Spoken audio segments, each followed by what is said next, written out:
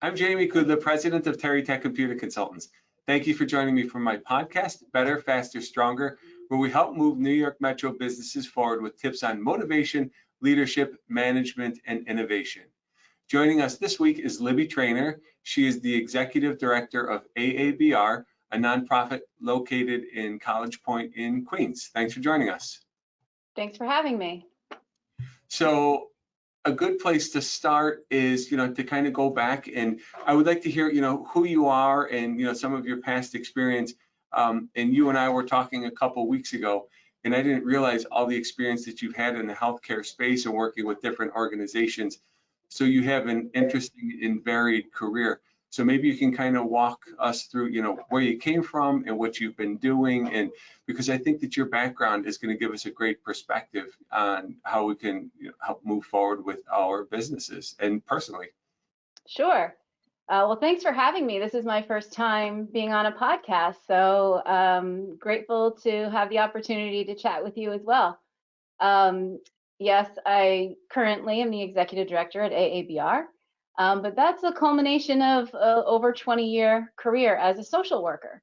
So I received my graduate degree from New York University in the late 90s and spent most of my early part of my career working directly with children and youth and families in mental health and substance abuse, and providing direct care, therapeutic care for families and children who were struggling with mental health issues and family problems. And I did that in a variety of settings. I did that in a community-based mental health clinic and also in school-based settings. A little bit later, once I had my clinical and therapeutic chops, I moved into administration. And then I started running programs and designing and developing programs for children and youth with both mental health problems, substance abuse problems, and developmental disabilities. Worked at a clinic on Staten Island, New York, that served over 5,000 children and families a year.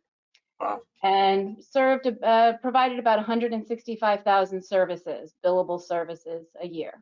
Wow. And yeah, it's a very large clinic, and really kind of parts. A lot of moving parts, and it's an interesting community because Staten Island, being one of the boroughs of New York, is often talked about as the forgotten borough. It is the smallest borough geographically, but it's interesting because it has a very tight-knit community. And community is a very important aspect in everything that I've done in my career, and I think we'll circle back to that, a little bit later in the discussion. And over those 20 years, I oversaw all the mental health services, as well as Head Start programs, preschool education, as well. So really in the children's space and in behavioral health is really where I spent the first 20 years of my career. And despite the phenomenal need that's out there for children's mental health services, we faced a lot of funding cuts, unfortunately, and really put a lot of children's clinics out of business across the state. And knowing that we were the largest provider of children's services on Staten Island, we really sought early on a merger to ensure the continuity of care for that community. And we did. We merged with a local community hospital, with Richmond University Medical Center, and created one of the largest outpatient behavioral health services in the state of New York, serving children from birth all the way through late adulthood and geriatric care, both inpatient and outpatient. So the merger process was another new skill set for me, and really understanding, also moving into a different arena of healthcare. I had only been working in outpatient mental health, and then started working with the hospital setting and working in a large acute care setting. And there's a lot of opportunity, in terms of synergies with children's mental health and why children present at a hospital. And I think there was a lot of cross collaboration between our expertise in the children's clinic and what was happening in all the different divisions within the hospital where children were coming for services. So there was some wonderful programming opportunity that occurred there. And throughout my tenure, a lot of things happened in the world. I can imagine. Right? We had 9/11. We had the economic downturn of 2008. We had, Hurricane Sandy, and how all of those external events affect a community, affect a business, and affect children is really that intersection of, where I found myself, in trying to develop what was there to not only support the individual and the child and the family, but also the community, throughout those different community traumas. And that's really what they were. I know that when we spoke, we talked a lot about COVID, and COVID being a new disaster, if you will, a new disaster type, and a new trauma type for us to think about, not only as individuals. And I think this is where, it begins to really impact all of us in thinking about how COVID has changed our lives, and how COVID has now changed our businesses. So it come from a clinical background. So I always think about things from that perspective, and not only in terms of, the individuals that we serve, but also the staff. And then thinking about us as a provider community who are doing similar kind of work. And then who our neighbors are that aren't doing our kind of work, but maybe our business vendors and the people who are in the deli that I go and buy coffee from every day. So it brings a very unique perspective, having some clinical training around disaster response and emergency response and trauma. And that's really where our conversation began, when we met a few weeks ago. You also made an interesting statement when we were speaking, and it seems like you happen to find yourself in the right place at the right time. So every time that you make a change in your career, it's as though you were put there to address the next event, major event that's going to be coming up or had occurred. So I think you made mention that with 9/11, you had just changed your position, and obviously you had to react to that. And then I think you made a comment where Hurricane Sandy, same thing, had just changed position. You had to react, and you had to open up programs and community outreach. So I mean, it's more than just your job. And like you said, you're so involved in the community, and you're putting together public outreach in addition to what you're doing, within the organization or outside of the organization that you're working with too. And then in your latest assignment, working with AABR, what was the time frame there? I mean, you started as executive director. What was the date that you started? I started January 21st of 2020. So the end of January, when, COVID was just kind of sort of being talked about over there in the other side of the world. News, right? We're like, this whole thing, whatever, not a big deal. Right. Wonder what that's all about, right? And then surprise, surprise. So I was just, newly appointed executive director. Although I'd been in senior leadership roles, never held, the top spot. And so this was, my first foray into executive management. And, I came in with my agenda and my 100-day plan. And I laugh about it now. Right, you take your 100-day plan and you just set it over here. Right? That's got to go. Got to adjust it pretty quickly. Yeah, and I'm kind of going through my office, and I joke with some of the folks here. I said I didn't really move into the office until just very recently, until I actually appointed furniture and set things up and set up a file system, because it was just like a MASH unit for the first 9 or 10 months.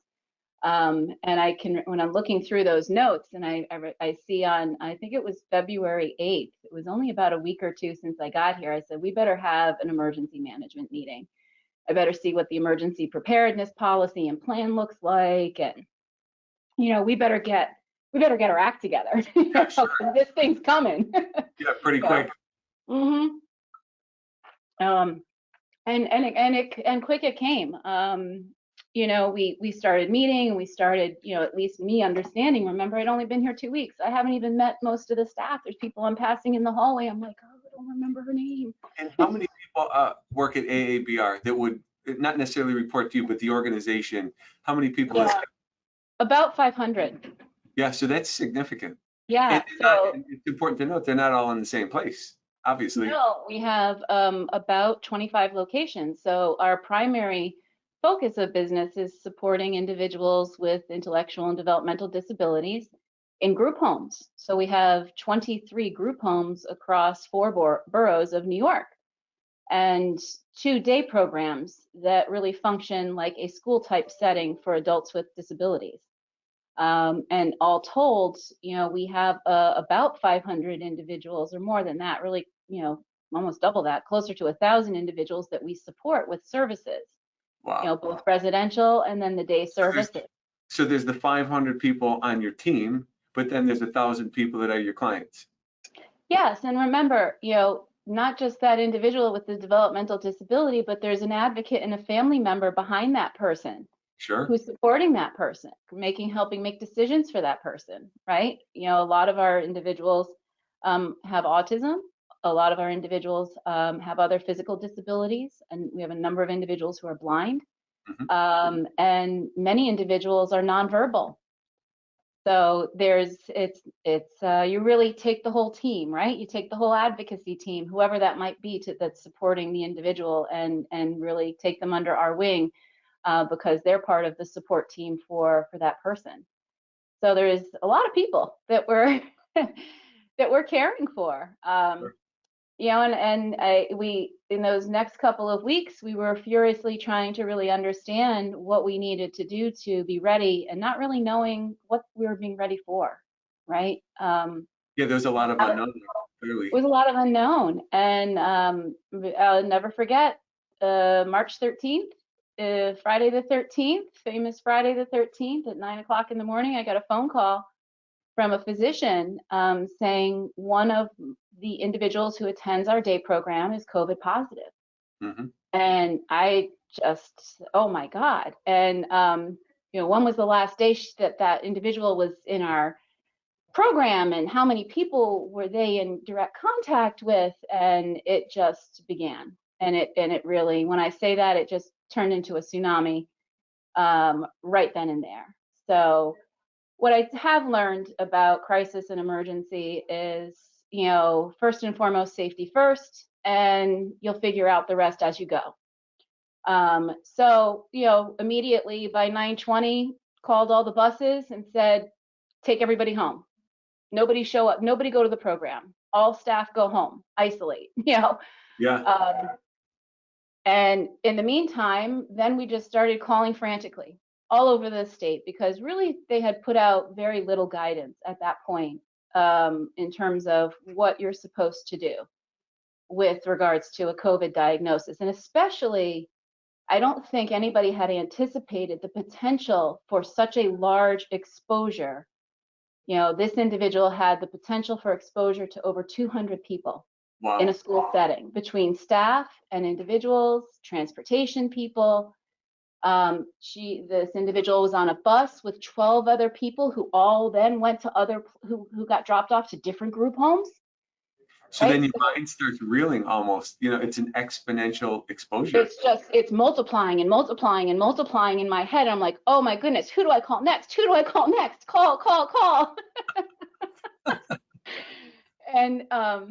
And not really knowing what to say besides, we have this information to share with you, and what limited information of what we knew to do at that point, and that was, to isolate and, try to protect the exposure. And very quickly, that was a Friday. I think by 2 o'clock in the morning, we had finally got in touch with an epidemiologist at New York State, and I think they were really blown away, because I don't think they were expecting that level of such a widespread exposure so quickly, and in this particularly vulnerable population, like a day program, right? Sure. Right? And then thinking about the exposure that then goes out into those group homes where all of these people live. So it's not like, even in a school setting, it's a terrible thing, but the child goes home to a family that is a unique cohort, right? You know, you have people living in congregate care, and you have a dozen staff coming in and out And of that home. the other part of that too is that, clearly people have jobs and other places that they need to be. So the services that you guys provide too, I mean, that's part of the day for them too. So they're having to adjust all of their schedules as well. Absolutely. So, you know, one of the things that I shared with you and coming in as a new executive and just learning about the infrastructure for the organization, I learned that day on Friday the 13th that I didn't have a very good mechanism to communicate with all of my staff. And that was a as if I wasn't scared enough. that was the moment where I said, "Oh no." Yeah. You know, I felt like I can manage crisis pretty well. Like I can do crisis management and, you know, make the phone calls and get the communication going. But not having a way and a vehicle, an easy vehicle to say, okay, now we know the information, we've got the message, get it out. And we didn't have that get it out. Yeah. So that's when you know, I really started to get a little panicky in terms of you know, how are we going to make sure, going back to that original goal, and that is safety, getting everybody the information they need to be safe. So we did it. You know, it was a lot of phone calling, a lot of phone trees, a lot of texting. You know, we had some folks that were dropping off information to addresses and you name it. You know, we Pony Expressed it if I could have done a smoke signal, you know. Whatever it took.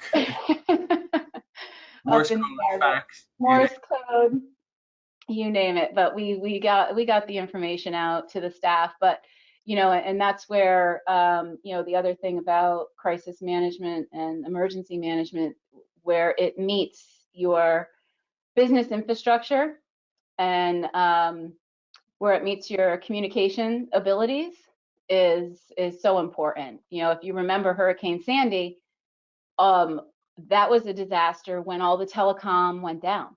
Yeah, right. Right. You couldn't Right? communicate. You couldn't communicate. 9/11, you couldn't communicate. The towers took down those cell towers, right?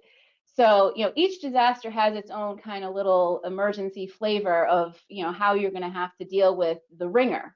Right? I love your positivity, emergency flavor. You make it sound so nice. And you're still smiling and laughing through it. I love it. You know, it's a challenge. What can I tell you? I guess I can thrive in those moments, which is a good thing. But you know, crisis is always an opportunity, and I always look at it that way. And even though I was brand new coming in, I'd only been here now a few weeks. Like I said, I was still meeting staff for the first time. And you know, crisis is an opportunity where you can form, you know, very intense, quick relationships out of necessity, You right? can also see who, really steps up, who you can count on, who is, natural leaders who can handle that stress, that pressure. Absolutely. And you also test your whole system, right? It's not just the individual, it's the stressor to the whole system and where are the cracks in your infrastructure as an organization. So I think I learned more about AABR in those first 30 and 60 days than it may have taken me more than a year had we just kind of been sailing along and going along with the 100-day plan, right? You know, I say to a lot of the staff, you know, and you're up on the phone at 1 and 2 o'clock in the morning with nurses and staff and family members, you form a bond pretty quick, and you get to understand what motivates people, what folks are made of, what their pressure points are. And that's all wonderful information as a new executive director, because now I'm armed with so much more than I could have imagined in terms of the direction that I'd like to take AABR in. Right. So that's, you know, that's kind of the AABR portion of it. But, you know, the other piece of that I'm always so grateful for is the clinical training that I've had. And I've done a lot of training and a lot of work around trauma. And, you know, in my prior experience in Staten Island, I developed. Sorry to interrupt you, but can I ask you a question, in that regard? Because you've been in, like you said, some pretty major crises, right? 9/11 and Hurricane Sandy and COVID and, the reactions that came out of that. I think COVID is different because it was so pervasive and affected, everybody across the planet, really. I think, Katrina, or I'm sorry, Hurricane Sandy and 9/11, they were more regional. I don't think, obviously they were probably same scale in the devastating effects. But from your perspective, did the people that you were working with, whether it was your consumers or the families or the community, were the responses the same or were they different in those situations? Trauma responses tend to follow similar patterns. How those manifest in behavior may be very unique depending upon the person, depending upon the circumstances, the age, the prior trauma history that they may have. But there's some very similar trauma experiences that all humans, can experience, right? So there's terror, right? Now, who wasn't terrified 9/11? What Right. was going to happen next? We were all terrified, right? There's experience around hypervigilance, that startle response, right? Who didn't duck for months after 9/11 when a car backfired? Right, Right. or every plane that went overhead. I mean, had Right. heightened awareness of every plane that went Right. overhead. Right. So in Hurricane Sandy, the soon right after Hurricane Sandy, there was a storm and there was a clap of thunder that was so loud in my neighborhood, and every house light went on. It had it been a Right? month before, it'd be like, no big deal. Exactly. Every house light went on the street, So that's like that hypervigilance. And, what'll be interesting to see, because we're still in this crisis, we're Yeah, still right. in trauma. And that's the big difference between, 9/11, Hurricane Sandy, or other events like that. They occurred and there was a distinct end, right? 9/11, after that day, thank God there was not another attack, right? Doesn't mean that those effects don't last, but the event ended. Hurricane, the event ended, right? We are still a year later dealing with this event day in and day out, all Right. of us, right? So this is very different. So we may have seen some, areas around hypervigilance or, being scared, or other trauma responses, but we're not going to see those until we feel as though we found the event has quote unquote ended, like, right? We found a place of safety. And then once that occurs, then there's opportunity to begin to feel all that and begin to process, right? So, That there's going to be a longer tail at the end of COVID. Obviously there's significant events, and I don't know, one can, you don't forget it and get over it, right? But I think that, at least from where I'm sitting, I would think a more concentrated event, or one that had, like you said, a finite start and stop, that there would be a smaller tail in regards to the trauma and coping with the trauma and getting through that. Do you think because COVID is a longer event that there's going to be a longer tail that's going to manifest itself for longer in the individuals? I think there could be, and that's because I think that the trauma has hit such a larger population and hit so many different areas, right? After the hurricane or after 9/11, we rebuilt and we moved on. Looking around right now, it's hard to see how long it's going to take us to get back to baseline, what it was like a year ago before this happened, all the stores that were open, all the places we went, all the games that we went to, the concerts, all that. It's going to take us so much longer to get back to baseline than, because it's affected such a larger arena, especially the economic impact. I think about the long-term impact on kids because, I have such a strong history in working with children in education, what those effects will look like, what people's perceptions are going to be about healthcare and seeking healthcare, right? About our medications, our scientists, our doctors, with how polarized and politicized that has become. How our government, will be viewed by all of us in the citizenry, our children and how they grow up and how this impacts and informs their ideology about all of those areas, about education, about government, about politics, right? About economics, about, Education. all of it. Yeah. All of it. It's forming, for them, it's forming, an opinion about the world, right? Yeah. So in terms of what you say on a tail end, yeah, this is one of those moments in history that's going to have a very long impact on multiple arenas, not just for the individual, the family, the neighborhood, the community, but for our nation and beyond. Right. One of the things that's interesting about this situation that's different also is that with 9/11 and with Hurricane Sandy, there was a real community response in terms of coming together, finding the ability to mourn together, to rebuild together, to help one another, where you see nonprofit and for-profit come together and help rebuild, even before government was able to really put up together programs. And you could really stand shoulder to shoulder doing it. Yes. You could go out on the street. You could go to different meetings and organizations and see people and stand shoulder to shoulder. And I don't want to take the words out of your mouth, but I suspect that you're going to say that this is different because people are still isolated and it makes it more difficult to do it. Absolutely. People are isolated. And so I worry about the mental health effects of, everybody, and especially my staff, who have been, out there in the community. Remember, it's not just COVID that we're dealing with, right?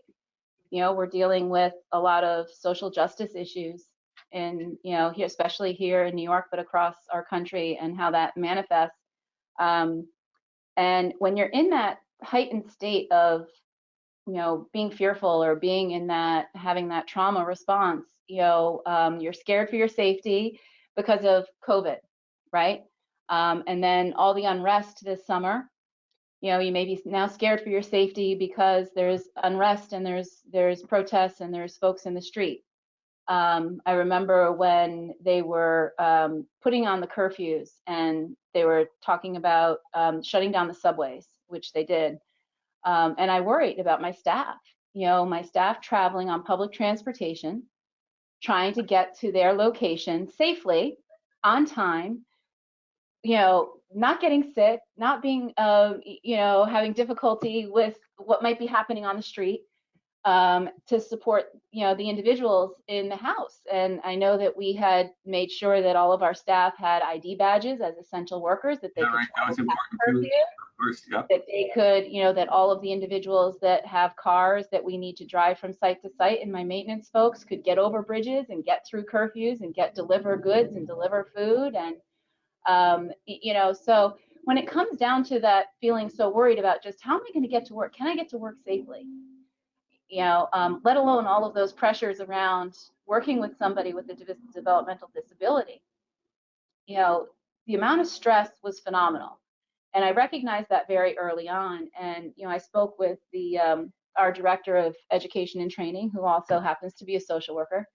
And, I said, we need to start addressing this pretty quickly, and make sure that our staff, although they're scared, that they have some support, some emotional support, to make sure that they can keep the house running, keep the staff coming, make sure that our individuals remain safe. And we did that fairly early on. And, like I had mentioned to you before, luckily I have that clinical training. So it was a plug and play for us. It was pull off some of those curriculums and some of that training and skill sets that were already there. And we started delivering, some skill building exercises, meditation, relaxation, and, making sure that they were getting the support that they needed to be able to continue to support our mission. So right? certainly, some interesting times. And, to my point, when we first started talking, I really feel like you've been put into this position because you've had this previous experience of dealing with, crisis and doing so successfully, which, right place, right time. They got the right person at AABR to deliver the services, and work with the staff and make sure that all of their needs are being met, and it's still ongoing. So thank you for sharing that, and thank you for sharing that, Sure. that perspective. So I would like to move into our podcast portion. I've sent you some questions. Mm-hmm. Podcast is titled Better, Faster, Stronger. So I'm going to ask you a few questions. What have you done that has made either yourself in your personal experience or your business experience or the organizations that you've worked with, what has made you better, faster, stronger? So we're going to start with better. If you could share something that you've done or something that you've learned that has made these organizations better. Sure. I'm going to start with, kind of dovetailing on what happened here at AABR, because I think it's a really a unique and important point. That's true for a lot of nonprofits, and I hope that other businesses would find this interesting and adopt it. There's a very, very strong provider association that supports our sector. So, when I was working in mental health, there's, provider organizations, hundreds of members of other similar type nonprofit organizations are members, and they come together to support one another throughout regular business dealings, but then, of course, even more so in times of crisis. And those are so important, those opportunities to connect with other executives, with other staff that are doing the same kind of work across the city, across the state. And one of the things that I think that we did better during this time was I immediately reached out to the Provider Association, and we were one of the very first organizations in New York City to have a COVID diagnosis. And I said, we better get on this right now. What was the organization that you reached out to? I reached out to two provider organizations. One is called the IAC, and the other, yes, the Interagency Council and New York Alliance. They're the two major provider networks in the developmental disability sector. Mm-hmm. And I said, we better start talking about this together quickly. What I've learned through all of these other disasters is that you can't wait for government. You better get yourself together. They'll catch up, not, digging on government, but they just move slow. They don't move fast enough when you're in the middle of that crisis. You need that answer. You're not getting it from them. You better figure it out. Right. You got to go outside that. You got to go out. You got to go outside that.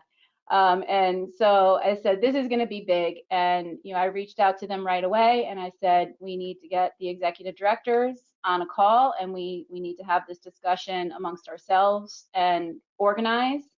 Did you establish a meeting rhythm where you were checking in once or twice a week, or what did that look like?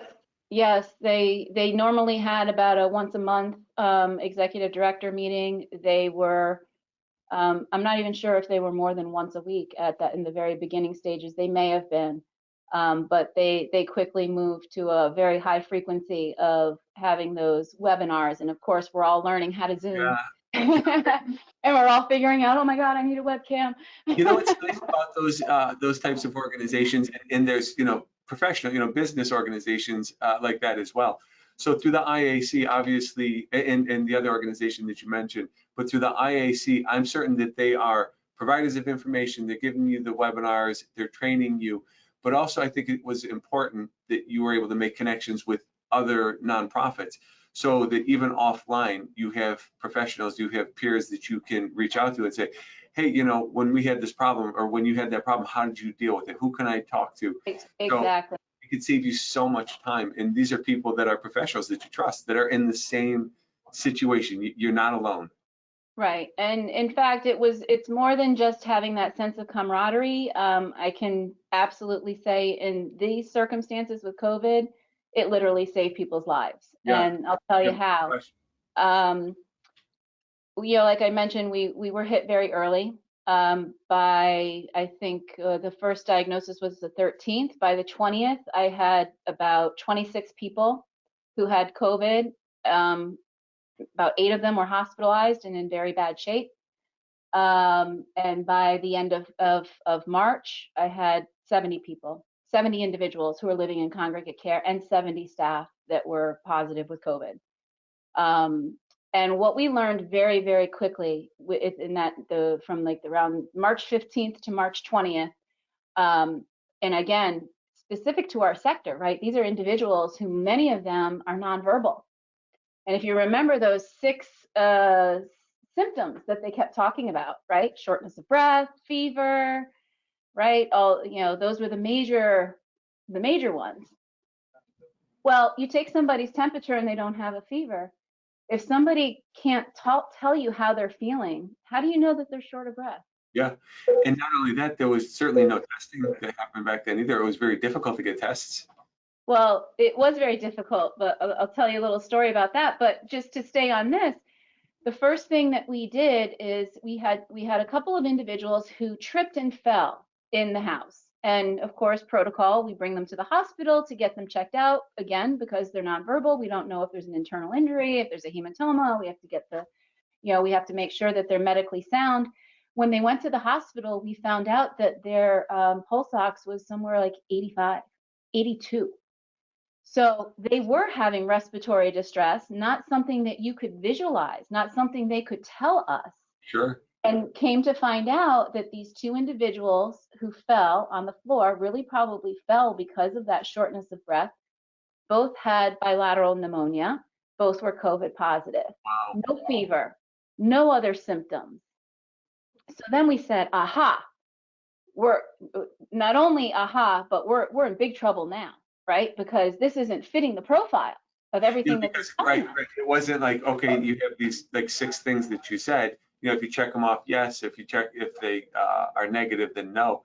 So right. That's a hybrid. There's a whole other. It's a whole different thing. And then, you have that little special curveball with, not having people who can verbally tell you how they're feeling.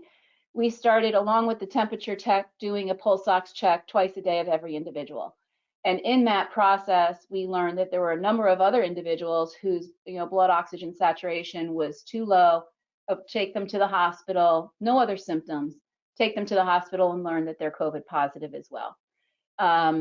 Well, on that, going back to those provider association calls, I said that on a call, and I said, we have to be thinking differently than what the doctors are telling us. They are telling that for the general population. They don't know our population. They're not speaking to our population. Yeah. In particular. And I know for a fact that there are other executive directors across the state of New York after that webinar went to CVS and bought every pulse oximeter they could find. Sure enough, look how important that was. The importance of what you're sharing that made you better. It's those provider organizations and those professional organizations, not necessarily in the nonprofit space, where you can share that information and it gives you a different perspective that maybe you would have never thought of. And like you said, especially in your case, it literally saved lives. Yeah. So the other part, if we want to move on to faster, I think the provider associations and the relationships that we form in this sector, because we're not competitors, right? We're all serving the same mission. There's no real competition, in terms of resources like you would find in other business sectors. That is very collaborative, which I love about being in a nonprofit. That's a great space to work in. Yeah.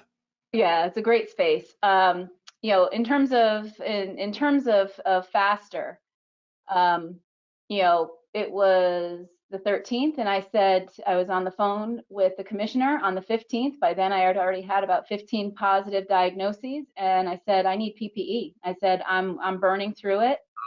I almost forgot that was like we all went through that. Like, where do you find masks? Where do you find gloves? Where do you find sanitizer?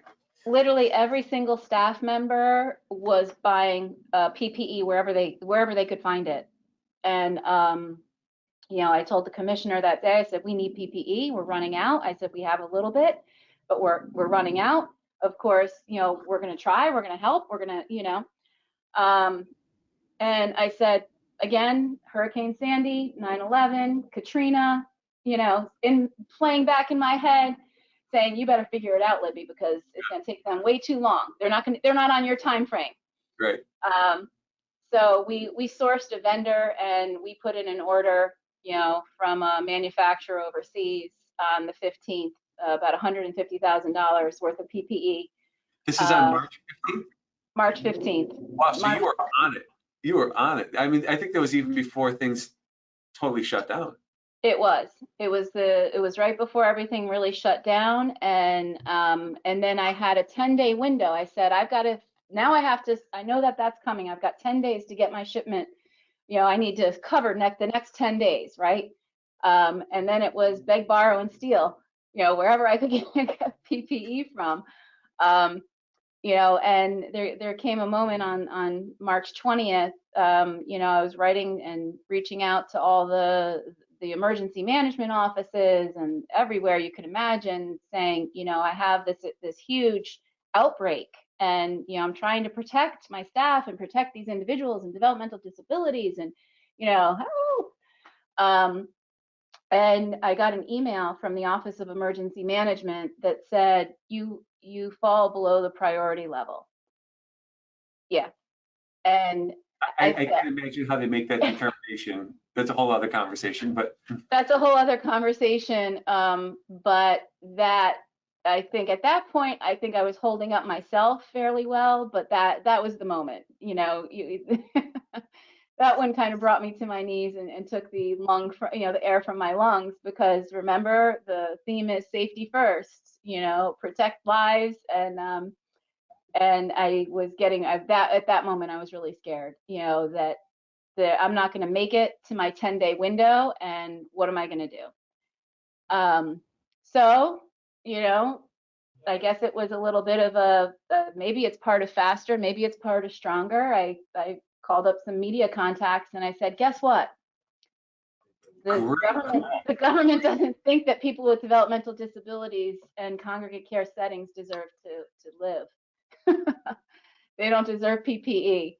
And I ended up getting on the news on NBC, and CNN picked up the story nationally, and I had PPE from the governor's office within 24 hours. Hey, fantastic. And I said, I don't need PPE forever. I said, I need enough PPE to get me to I need to get to my window. I need my shipment. Just get me, I just need 7 days. So a point that I want to make on that, I mean, you did that faster, right? You identified that there's going to be, a shortage, that there's going to be a rush, and you need it, and it's safety first. But I think, a larger point, and that is that you were decisive and you took action, right? So, I mean, this is a very specific example, but, if we can extrapolate that a little bit and say that you were decisive and you took action, you knew that you need to do it. You certainly didn't have a roadmap, but you just took action, and look what happened. You were able to get it done. Yeah. And I think that that's such an important piece around management and leadership in crisis. Yeah. Is if your gut tells you to do it, you better do it. Don't think about it. Don't think about it too much, because you're going to miss your window. You can't wait until it's perfect, because if you wait until it's perfect, too much time will have gone by. And sometimes you just have to make a decision in the moment. And most of the time it's going to be right. And if it's wrong, you can recover. But doing nothing is never a good strategy. No, and because that order went in when it did, I got those masks for 65 cents a piece, and those masks, a week later were about $4.95. And it's not the special mask. It's these masks, right? Yeah, right. It wasn't like the N95. Right? N95. Thank you. Let's move on to the last question. What have you done, or what have you learned, or what have you implemented that have made you, your teams, your organization stronger? Well, you covered so much. We could take any one of those things. Yeah, we could take any one of those things, but can actually, I think something maybe that you could touch on again is you make an important point where you were looking out for your team. So obviously everybody had to deliver in the services, but you really looked out for your team. And I loved what you said, and you were having meditation, and you were having, conversations with them to make sure that they were okay. And what a great idea. Yeah, and I think, and that continues, right? Because throughout this process, it wasn't a one-time event. It's not a one-time event. It's still happening. People are still getting sick. We're still having exposures. People are still being put into, you know, the 14-day quarantines. You know, just in the last 30 days, we've had 3 individuals and 9 staff get sick.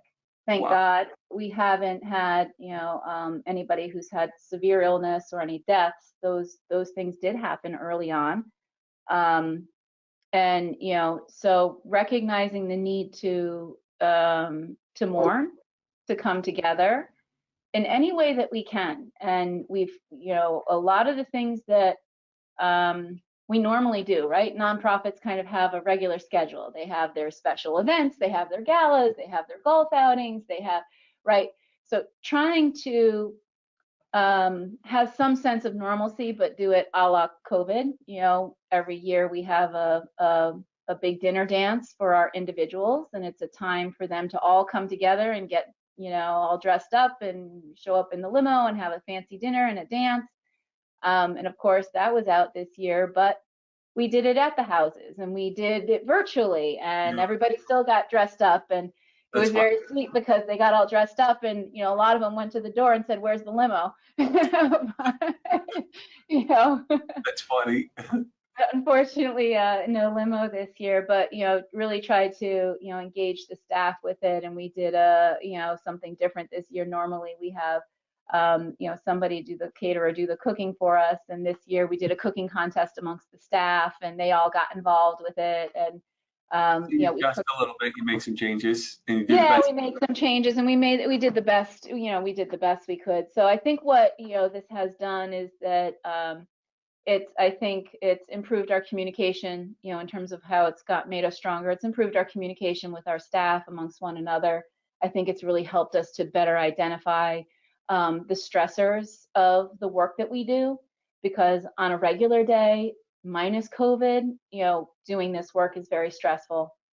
I think that, you know, that there's been a real push, you know, and hopefully it's been felt by all the staff, you know, by me, that they're feeling supported. And because of that level of stress, we're taking a very critical look at how we can be, you know, more streamlined. Where can we remove stress? How can we become more efficient? So, you know, that there's more focus on the individual than there is on, you know, say documentation or worrying about regulations. If we can make some of those protocols and some of those things more streamlined. So I think those are, you know, some of the areas that we've identified as, you know, coming out of this, you know, stronger, you know, and being a little bit more nimble, you know, in our responses, you know, to what's happening. Yeah. Well, I would like to sum everything up by asking you one last question. If you could go back to yourself in the beginning of your career, having all of the experience and knowledge and information that you have right now, and give yourself one piece of information that you could have used over the last 20 years, what would that information be?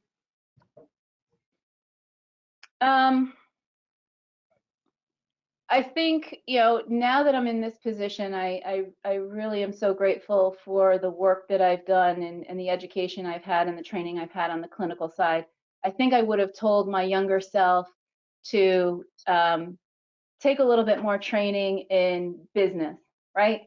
You know, especially now, because, you know, we didn't talk at all about the financial impact to this organization and others like ours.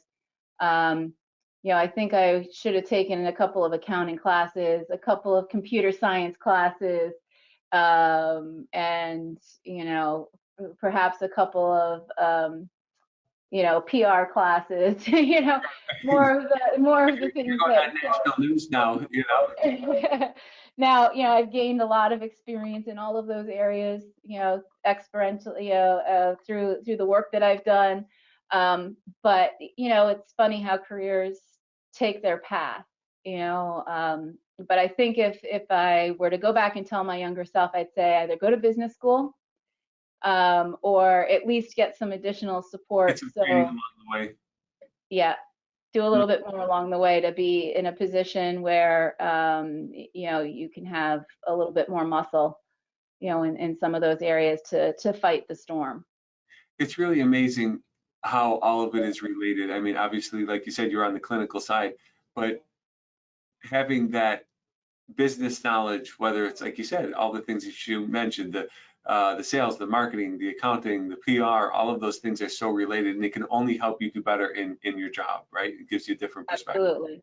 Yeah. Absolutely. So that's what I'm teaching my kids now. Yeah. Good, You good. know, you can do whatever you want, but make sure you take a business class or two. Well, thank you so much for joining us today. I love what you said in the beginning of our conversation here, where you said that crisis really presents opportunity. And I think that that's a great perspective. And I really think that's who you are. I don't think that that's something that you discovered, last March. And it sounds like, that you've always had that perspective, with the other organizations, the other roles that you've been in leading these organizations through whatever crisis it is. And all of these lessons that you learned, you're obviously applying along the way. And I suspect even when this is done, all of those lessons will continue to serve you and help you move your organizations forward. So I hope so. thank you so much. What a great conversation, interesting perspective, and it was great to get your viewpoint on these things. And we wish you continued success in your role. Great. And let's do this again in a couple months, and hopefully all this will be behind us. I hope so. Thanks, Jamie. Thank you.